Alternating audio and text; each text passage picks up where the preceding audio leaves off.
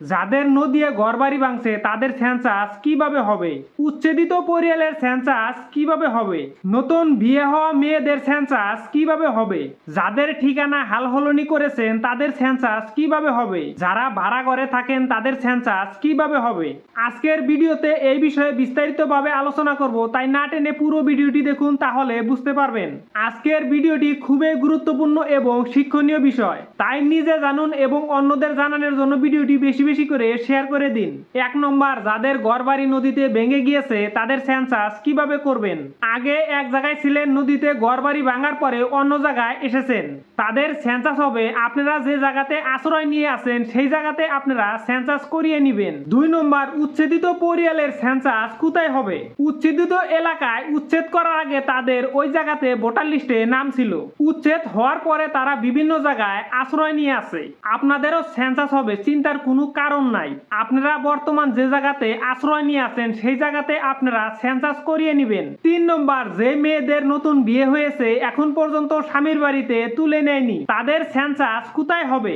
ওই মেয়েটার স্বামী চাইলে স্বামীর বাড়িতে সেন্সাস করিয়ে নিতে পারে, আবার ইচ্ছা করলে ওই মেয়েটার বাবার বাড়িতেও সেন্সাস করিয়ে নিতে পারে। এই ক্ষেত্রে মেয়েটার স্বামী এবং মেয়েটার বাবা আলোচনার মাধ্যমে যে কোনো এক জায়গাতে সেন্সাস করিয়ে নেবেন, যাতে 2 জায়গাতে সেন্সাস করানো না হয়, এটার দিকে খেয়াল রাখবেন। 4 নম্বর, ঠিকানা হাল হলনি।